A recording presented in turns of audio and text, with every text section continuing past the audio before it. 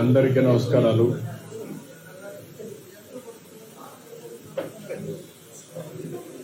నేను నా జీవితంలో ఎప్పుడు కూడా వెంకటేశ్వర స్వామి పవిత్రతను తలుచుకొని ఎన్నిసార్లు వచ్చినా మళ్ళీ ఆ సంకల్పాన్ని పునరంకితం చేయడం కోసం ముందుకు వస్తూ ఉంటాను. ఈరోజు మా దేవాంశ్ పుట్టినరోజు కూడా, అందుకని మేము మా ఇంటి కులదైవం వెంకటేశ్వర స్వామి కంపల్సరీగా ఫ్యామిలీ మెంబర్స్కి రావడం వీలైనంత వరకు. అదే మాదిరిగా ఆయన పుట్టినప్పటి నుంచి కూడా అన్నదానం చేయడం ఒక ఆనవాయితీగా పెట్టుకున్నాం. అన్నదానం అనేది ఎన్టీ రామారావు గారు స్టార్ట్ చేశారు. అక్కడి నుంచి ఇంతవరకు కూడా ఎలాంటి ఇబ్బందులు లేకుండా సవ్యంగా జరుగుతూ ఉంది. ఈరోజు ఆయన ప్రారంభించిన ఈ కార్యక్రమానికి 2,200 కోట్ల రూపాయల కార్పస్ ఉంది. ప్రతి సంవత్సరం ప్రతిరోజు ఎంతోమంది భక్తులు వచ్చి అన్నదానం ట్రస్ట్కి డొనేట్ చేస్తున్నారు, లేకపోతే ఆ రోజుకి వాళ్ళే విరాళాలు ఇచ్చి నిర్వహించే పరిస్థితికి వచ్చారు. ఇది ఒక మహత్తరమైన కార్యక్రమం. ఇది శాశ్వతంగా జరుగుతుంది. ఈ సందర్భంగా మేము అక్కడికి వచ్చినప్పుడు కాంట్రిబ్యూట్ చేయడమే కాకుండా నేరుగా అక్కడ ఎవరైతే భక్తులు ఉన్నారో వాళ్ళకి అన్నం వడ్డించినప్పుడు ఉండే తృప్తి ఎలకట్టలేదు. అందుకనే ఫ్యామిలీ మెంబర్స్ అందరూ కూడా సర్వ్ చేశాం. మేము సర్వ్ చేయడమే కాకుండా భావితరాలకు కూడా గుర్తు చేసుకునే విధంగా సంస్కారాన్ని నేర్పిస్తున్నాం. ఇలాంటి కార్యక్రమాన్ని ప్రతి ఒక్కరికి కూడా విజ్ఞప్తి చేస్తున్నాం. మనం బాగుండడం కాదు, సమాజ హితం కోసం అందరం పనిచేయాల్సిన అవసరం ఉంది. అదే సమయంలో మీరు చూస్తే నేను ప్రాణదాన కార్యక్రమాన్ని ప్రారంభించాను. బ్రహ్మోత్సవానికి వస్తూ తిరుపతిలో సిమ్స్ హాస్పిటల్లో ప్రాణదాన కార్యక్రమానికి ప్రారంభించాం. ఆ రోజు ఒకటే ఆలోచించాం, వెనుకబడ్డ ప్రాంతం రాయలసీమ, ఇక్కడ హాస్పిటల్ కూడా సరిగా లేవు. అందుకనే సిమ్స్ను ఆధారంగా చేసుకొని రోయా కానీ, బర్డ్స్ కానీ, సిమ్స్ కానీ, మిగిలిన అన్ని హాస్పిటల్స్ అన్నీ కూడా, చిల్డ్రన్ హాస్పిటల్ కానీ ఇవన్నీ కూడా ఇచ్చేసి ఈ ప్రాణదానంతో అక్కడ ఉండే భక్తులకు ట్రీట్ చేయడం, ఈ ప్రాంత వాసులకు ట్రీట్ చేయడమే కాకుండా ఇంకా ఎవరైనా డాక్టర్లు ప్రపంచం నుంచి ఎక్కడికి వచ్చినా వెంకటేశ్వర స్వామి దర్శనానికి ఆశీస్సులు తీసుకునే మునుపు ప్రజలకు సేవ చేసి 3-4 రోజులు ఉండి తర్వాత వచ్చి దేవుని ఆశీస్సులు తీసుకెళ్తే మానవ సేవ, మాధవ సేవ రెండూ ఉంటాయనే ఉద్దేశంతోనే ఆ కార్యక్రమాన్ని పెట్టాం. దాన్ని కూడా లాజికల్గా తీసుకెళ్లాల్సిన అవసరం ఉంది. ఈరోజు ఈ యొక్క 7 కొండలు, ఇది వెంకటేశ్వర స్వామి సొంతం. ఈ 7 కొండల్లో ఎలాంటి అపవిత్రమైన కార్యక్రమాలు కానీ, లేకపోతే ఈ 7 కొండల్ని కమర్షియలైజ్ చేయడం కానీ ఎక్కడా జరగకూడదు. నేను ఈరోజు పోరాడడం కాదు. ఒకసారి అసెంబ్లీలో ఇదే మరిగా 7 కొండల్ని 5 కొండలంటే ఎక్కడికి పోయినాయని చెప్పి పెద్ద ఎత్తున పోరాడి అక్కడి నుంచి నేను వెంకటేశ్వర స్వామి మొక్కులు తీర్చుకోవడానికి పాదయాత్రతో కూడా వచ్చి మొక్కులు చెల్లించుకున్నాను. ఎందుకంటే మనలాంటి వాళ్ళు కూడా, అంటే ప్రభావితం చేయగలిగిన వ్యక్తులు కూడా గమ్మునుంటే సమాజానికి చాలా నష్టం జరుగుతుంది. ఆ రోజు మీరు ఒక్కసారి చూస్తే నేను ఏదైతే ప్రాణదానాన్ని ఇనాగరేట్ చేసి వచ్చాను, వస్తూ ఉంటే 24 క్లేమోర్ మైన్స్ నా మీద బ్లాస్ట్ చేశారు. నేను ఏ తప్పు చేయలేదు, ప్రజాహితం కోసం పనిచేశాను, లా అండ్ ఆర్డర్ మెయింటైన్ చేయాలని ఆలోచించాను. దాని మీద కక్ష కడితే వెంకటేశ్వర ఎక్కడైతే మనం ఆ స్పాట్ కూడా ఇప్పుడు ఉంది అల్లిపేట దగ్గర ఎంట్రన్స్లోని, అయితే ఆ రోజు అదొక మిరాకిల్. నేను తప్పించుకోవడం అనేది జరిగే పని కాదు. సాక్షాత్తు వెంకటేశ్వర స్వామి నన్ను కాపాడాడు, ప్రాణం విడిచిపెట్టాడు. అక్కడి నుంచి ఒక ఇప్పుడు కూడా నాకు జ్ఞాపకం ఉందని తలుచుకుంటే, నేరుగా పోయి కొట్టిన తర్వాత బస్సులు కారులో అందరం కూడా బ్రతికాం, కానీ ఒక్కొక్కరికి ఒక విధంగా దెబ్బలు తగిలాయి. నేనున్నాను, కృష్ణమూర్తి ఉన్నాడు, గోపాలకృష్ణారెడ్డి, రాజశేఖర్ రెడ్డి, వీళ్ళందరూ ఉన్నాం. అంటే వెంకటేశ్వర స్వామి మహిమ ఆ ఇన్సిడెంట్ చూసిన తర్వాత ఎవరైనా కానీ అనుకుంటే ఆలోచించుకోవాల్సిన అవసరం ఉంది. 24 క్లేమోర్ మైన్స్ బ్లాస్ట్ చేసిన తర్వాత ఇది తప్పించుకునే అవకాశం లేదు, ఒక్క వెంకటేశ్వర స్వామి మహిమ ఉంటే తప్ప. అందుకనే నేను ఎప్పుడు కూడా ప్రతి ఒక్కరికి విజ్ఞప్తి చేస్తూ ఉంటాను, ఇక్కడుండే వ్యక్తులు ఎవరూ అపచారాన్ని చేయొద్దండి. అపవిత్రానికి ఎక్కడ కూడా ఒక తెలుసో తెలియకో అపచారం జరిగేదానికి సహకరించద్దని చాలా చెప్తున్నాను. గడిచిన 5 సంవత్సరాలు చాలా పోరాటాలు చేశాం, కానీ ఆ పోరాటాలు కూడా పనిచేయకుండా వెంకటేశ్వర స్వామిని అపవిత్రం చేసే పరిస్థితికి వచ్చారు. ఆ రోజు కూడా మీ అందరికీ నేను చెప్పాను, ఇక్కడే ప్రథమ ప్రాధాన్యత వెంకటేశ్వర స్వామి పైన ఉంటుంది. ఏదైతే క్లీనినెస్ ఇక్కడి నుంచి ప్రక్షాళన వెంకటేశ్వర స్వామి టెంపుల్ నుంచి చేస్తానని చెప్పి దేవుని రుణం తెచ్చుకోవడానికి, అదే సమయంలో రాష్ట్రాన్ని పునర్నిర్మాణం చేయడానికి అంకితో పనిచేస్తానని చెప్పాను. చెప్పినట్టే ఫస్ట్ అపాయింట్మెంట్ నేను ఇచ్చింది శ్యామలరావు ఇచ్చాను. అక్కడి నుంచి ప్రక్షాళన స్టార్ట్ అయింది. ఇంకా కొన్ని చిన్న ఉన్నాయి, ఇంకా చేయాల్సిన పనులు ఉన్నాయి. నేను చాలా క్లారిటీ ఇచ్చాను, అందుకని అవన్నీ కూడా చేస్తారు. అదే సమయంలో వెంకటేశ్వర స్వామికి సంబంధించి ఎక్కడ కూడా పోయిన ప్రభుత్వాన్ని చూశారు. 7 కొండలు వెంకటేశ్వర స్వామివి అని మనం చెప్తా ఉంటే 7 కొండలు ఆనుకొని ముంతాజ్ హోటల్కి అప్పట్లో పర్మిషన్ ఇచ్చారు. అదే మరి అక్కడ ఇంకొక పక్కన కూడా ఏదైతే దేవలోకం ఈ రెంటికి పర్మిషన్ ఇచ్చే పరిస్థితికి వచ్చారు. ఏంటంటే ముంతాజ్ హోటల్ కూడా వాళ్ళు చెప్పి ముంతాజ్ హోటల్ వేరు మార్చారు. అయినా కూడా నేను వారికి చెప్పింది ఇక్కడ మీకు ఇవ్వలేం, అందుకనే ఇక్కడ 3కి ఇచ్చారు. ఏదైతే విష్ణువి వర్స్టైల్ వెంచర్స్ 10.32, ముంతాజ్ హోటల్స్ 20 ఎకరాలు, MRKR construction industries private limited 5 ఎకరాలు ఇచ్చారు. ఈ 35.32 క్యాన్సిల్ చేస్తున్నాం. ఇక్కడ ఎవ్వరు కూడా కమర్షియలైజ్ చేయడానికి వీలు లేదు. 7 కొండలు ఆనుకొని ఎలాంటి కమర్షియలైజేషన్ కానీ అపవిత్రం చేసే కార్యక్రమాలు ఎక్కడా ఉండడానికి వీలు లేదు. నేను వాళ్ళు కూడా, ఎందుకంటే ఓబ్రాయ్ హోటల్స్ చాలా హోటల్స్ కడుతున్నారు, కట్టినప్పుడు వాళ్ళకు కూడా చెప్పాను, ఇక్కడ ఏమాత్రం కూడా అపవిత్ర అంటే మీరు వాళ్ళు ఒక స్టేజ్లో మేము వెజిటేరియనే పెడతామని కూడా ముందుకు వచ్చారు. అయినా కూడా నేను చెప్పింది, ఈ ప్రిమిసెస్లో మాత్రం ఎవ్వరూ ప్రైవేటు వ్యక్తులు ఉండడానికి వీలు లేదు, అవసరమైతే ఆల్టర్నేటివ్ ల్యాండ్ ఇస్తామని చెప్పాం. దాన్ని కూడా వాళ్ళు ఒప్పుకున్నారు. ఏదైతే పక్కన ఒక ఇదే ల్యాండ్ పక్కన ఉంది, రోడ్డు ఆ పక్క ఇస్తాం తప్ప ఈ పక్క ఎక్కడ ఇవ్వం. We are very clear. అది వాళ్ళతో మాట్లాడి టీటీడీ సార్ట్అవుట్ చేస్తారు.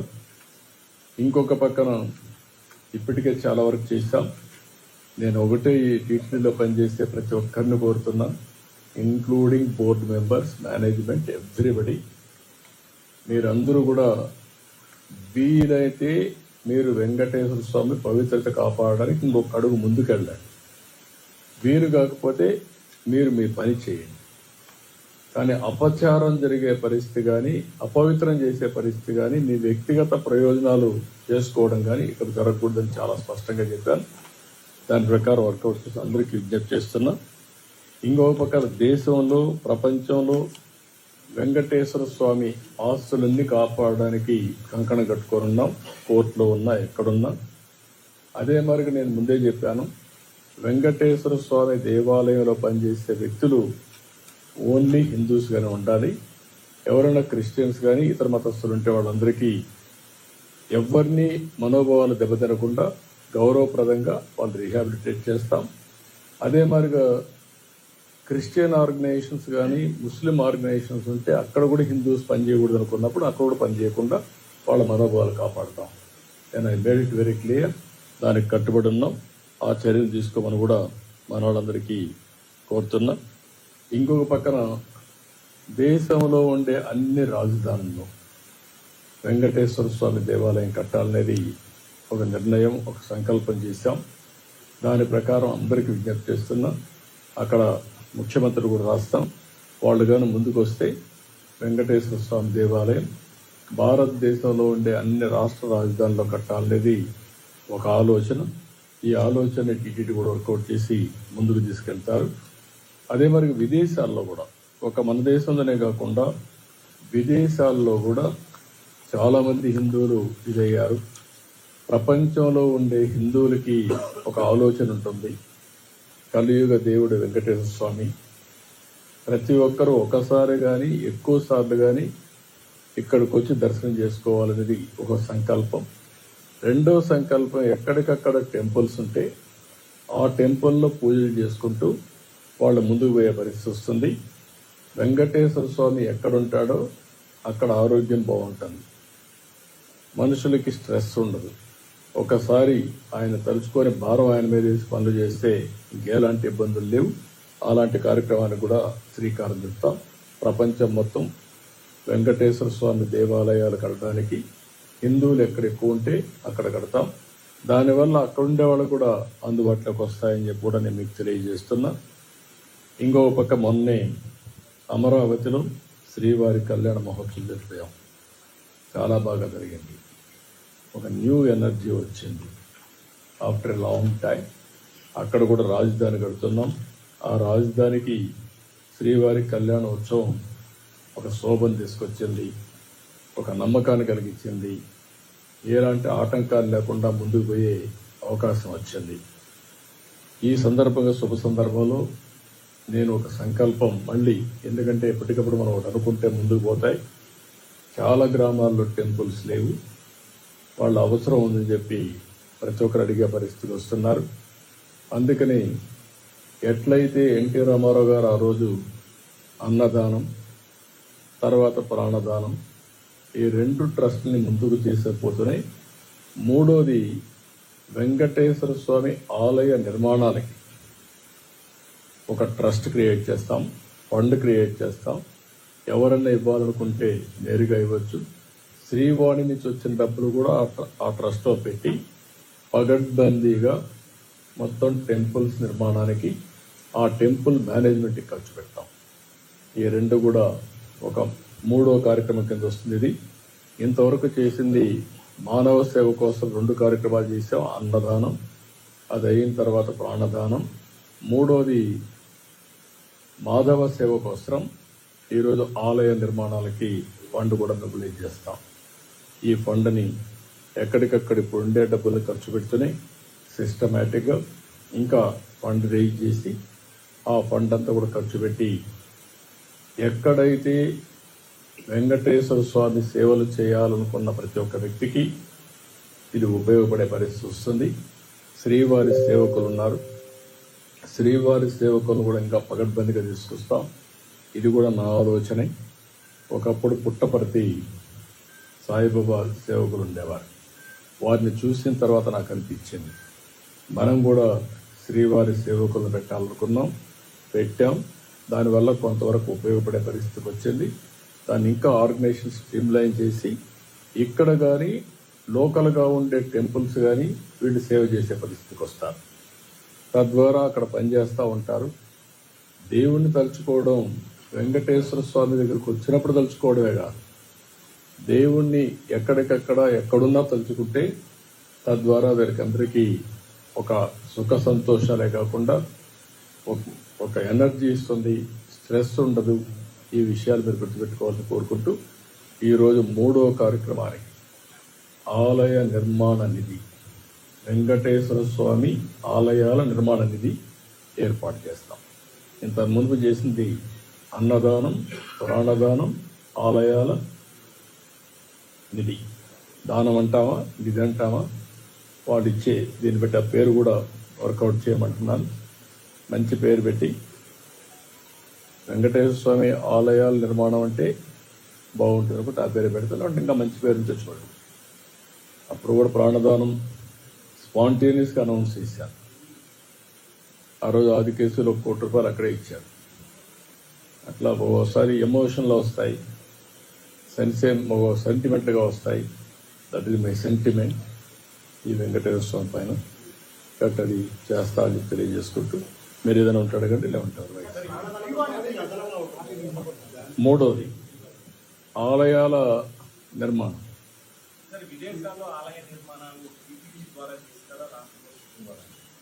ఏదైనా స్వచ్ఛందంగా రావాలని కోరుకుంటున్నాను.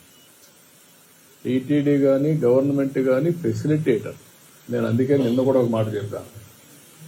ఆంధ్రప్రదేశ్ రాష్ట్రానికి 3 విషయాల్లో మీరు చూస్తే, ఒకటి వెంకటేశ్వర స్వామి ఇక్కడ నెలకొల్పడం, 2 కూచిపూడి డ్యాన్స్ ఈ రాష్ట్రంలో వచ్చిన వారసత్వ సంపద, 3 ఇటీవల కాలంలో అరకు కాఫీ కూడా ప్రపంచం మొత్తం వెళ్తా ఉంది. ఒక ట్రైబల్ ఏరియాలో ఆర్గానిక్ కాఫీ ప్రపంచం అంతా వెళ్తా ఉంది. ఇలాంటి వారసత్వ సంపదని ప్రమోట్ చేయడం మన బాధ్యత. అందుకని ఈ 3 కూడా ప్రమోట్ చేస్తాం. నేనే అరకు కాఫీ పేరు కూడా నేనే పెట్టాను. ఈ 3 డికేడ్స్లో అది ఈరోజు ప్రపంచం మొత్తం వెళ్ళే పరిస్థితికి వచ్చింది. ఇలాంటి మంచి కార్యక్రమాలు ఎప్పుడు కూడా ఆలయాలు చేసేది ప్రభుత్వం లేకుంటే దేవాలయం కాదు, ప్రతి ఒక్కరు కూడా చేయాలి. వెంకటేశ్వర స్వామి దేవాలయం ప్రధాన దేవాలయం ఉండేది ఇక్కడుంది, వెంకటేశ్వర స్వామి ఇక్కడున్నాడు. వీరి ఆధ్వర్యంలో ప్రపంచం మొత్తం ఇలాంటి కార్యక్రమాలు చేస్తామంటే వాళ్ళకి సహకరిస్తాం, ప్రమోట్ చేస్తాం. తప్పకుండా అన్ని యాక్షన్స్ తీసుకుంటాం. ఎక్కడైనా సరే వెంకటేశ్వర స్వామి ఆస్తులు ఎవరు కబ్జా చేయాలనుకున్నా చేసినా మళ్ళీ అవన్నీ తీసుకొని దేవునికి అప్పచెప్పే బాధ్యత తీసుకుంటాం.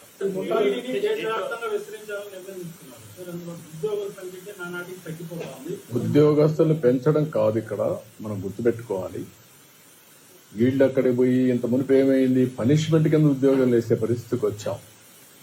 దేవాలయాలు మెయింటైన్ చేయడం కూడా లోకల్గా ఉండే భక్తులు మెయింటైన్ చేయాలి తప్ప మనం ఏదో ఉద్యోగాలు పెట్టి ఎప్పుడు కూడా మీరు గుర్తుపెట్టుకోవాల్సింది, ఇక్కడి నుంచి మనం పుష్ చేస్తే థింగ్స్ జరగవు. ఇక్కడి నుంచి ఆఫీసర్ని ట్రాన్స్ఫర్ చేస్తే ఏమైంది, పనిష్మెంట్ కింద వేసారని బాధపడి ఇంకొకటి పట్టుకు మళ్ళీ తిరిగి వచ్చేవాడు. అక్కడుండే వ్యవస్థనే పెట్టాలి, అవి కూడా ఆర్గనైజ్ చేయమంటున్నారు.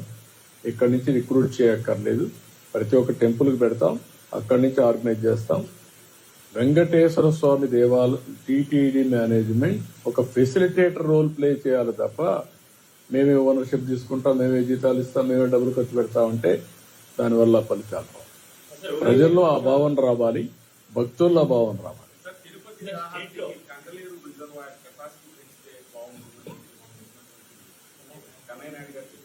దేనికి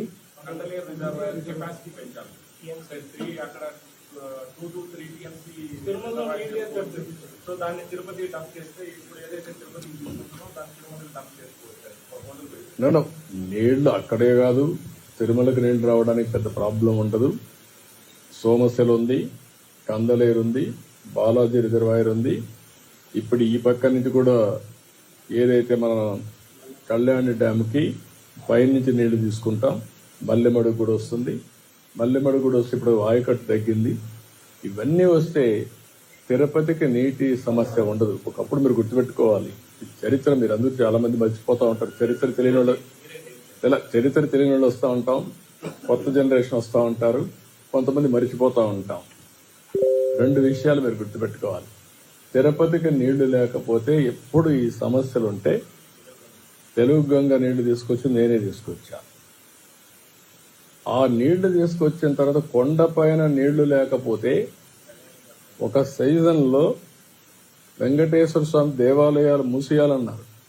రోజుకు 600 నుంచి 800 ట్యాంకర్లు కింద నుంచి పైకి వస్తూ మేము చేయలేం సార్ ఈ పనులు, ఒక పక్క భక్తులు వస్తున్నారు, 600 ట్యాంకర్లు వస్తున్నాయి, ఇంపాసిబుల్ అంటే ఒక 3 నెలలు టెంపుల్ క్లోజ్ చేస్తా ఉన్నాను. నేను టెంపుల్ క్లోజ్ చేస్తానంటారు ఏంటయ్యా, మీకు ఏమన్నా పిచ్చి పట్టిందా అని చెప్పి కోప్పడి 90 రోజుల్లో 95 రోజుల్లో కళ్యాణ్ డ్యామ్ నుంచి ఎల్ఎన్టీ పనిచేసి కంప్లీట్ చేశారు. నామినేషన్ పైన ఇచ్చారు. వెంకటేశ్వర స్వామి కార్యక్రమం కాబట్టి ఎవరన్నా పర్లేదని ఆల్ పార్టీస్ రమ్మని నేను నామినేషన్ పైన ఇస్తున్నా. ఇది డబ్బులు మీరు ఎవరన్నా చేసి చేయండి, 90 రోజులు చేయాలి, లేకుంటే అరెస్ట్ చేస్తానని చెప్పి చేయించారు. ఆ నీళ్లు వచ్చాయి కాబట్టి వెంకటేశ్వర స్వామికి అది జరుగుంటే చరిత్రలు రాయాల్సి వచ్చేది, ఫలానప్పుడు ఈ టెంపుల్ క్లోజ్ చేశారు నీళ్లు లేకని. కాబట్టి ఇవన్నీ చరిత్రలో మనం భాగస్వాములు, మీరు అవన్నీ గుర్తుపెట్టుకోవాలి.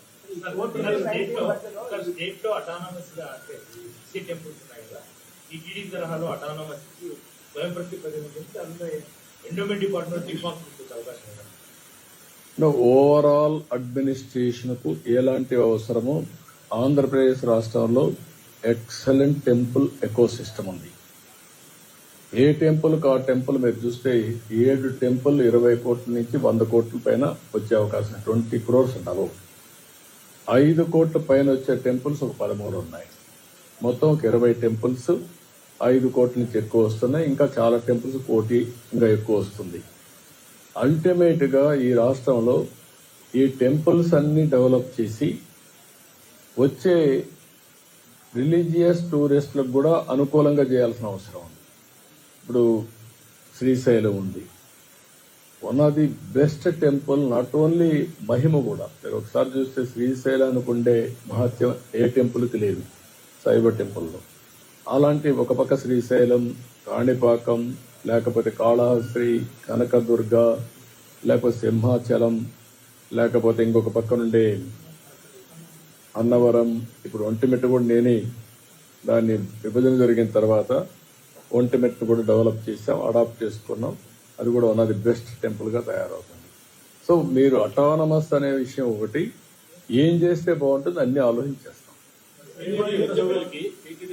గత 6 ఏళ్లుగా ప్రమోషన్స్ లేవు. దాంతోపాటుగా తిరుమలలో అనాథరైజులు విపరీతంగా పెరిగిపోయారు పొలిటికల్ ప్రెజర్ వల్ల. ప్రక్షాళన అనేది డిప్యుటేషన్ ఆఫీసర్స్ కూడా టీటీడీలో చాలా కాలంగా విశ్రాంతి అధికారులతో పనిచేయించుకుంటున్నారు. మళ్ళీ తొందరలో నేను ఒక రివ్యూ మీటింగ్ పెడుతున్నా. నేను చాలా స్పష్టమైన ఆదేశాలు ఇచ్చాను, అన్ని కూడా అనలైజ్ చేయమన్నాను. తిరుపతి పవిత్రతను కాపాడడానికి ఇంతవరకు జరిగే నిర్ణయాలు లోపాలుంటే అన్ని కూడా సరి చేస్తాం. భవిష్యత్తులో ఏ విధంగా తీసుకెళ్తాలో ముందుకు తీసుకెళ్తాం. ఇది ఇప్పటికీ 69% ఉంది, 68% ఉంది.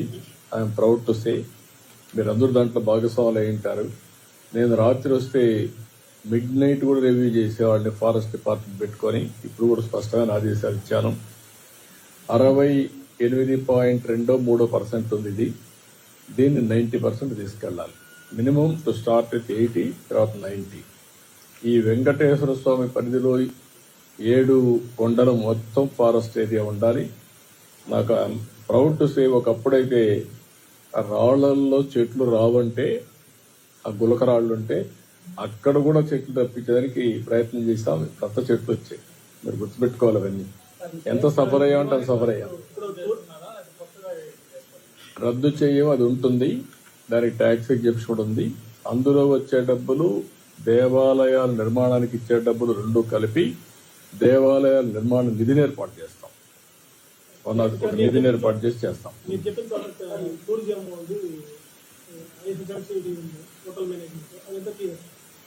ఎక్కడ అవన్నీ చేసేసారు, అయిపోయినాయి. అది కాదు, ఈ పక్క ఏమి రాకూడదు, ఏది పోయినా ఆ సైడ్ ఉంటుంది. ఈ బట్టే ఉన్నాయి కాన్సెప్ట్. టూరిజం వాళ్ళకి సంబంధించి మొత్తం దాదాపు 50 ఎకరాల వరకు ఉంది. 15 ఎకరాలు నో ఏది ఉన్నా కూడా ఒకటే నేను చెప్తున్నా, ఈ పక్క ఉండేదంతా కూడా మనం institute of hotel institute of tourism management అంటే అది ఉంటే ఓకే, అది కూడా అవసరమైతే టీటీడీకే ఇస్తాం, వాళ్ళే మేనేజ్ చేస్తారు ఆ ప్రాపర్టీ. ఇక్కడికే ఇద్దాం, వాళ్ళని ఆ పక్క చేస్తారా? అంటే ఇప్పుడు as on today it is not an issue.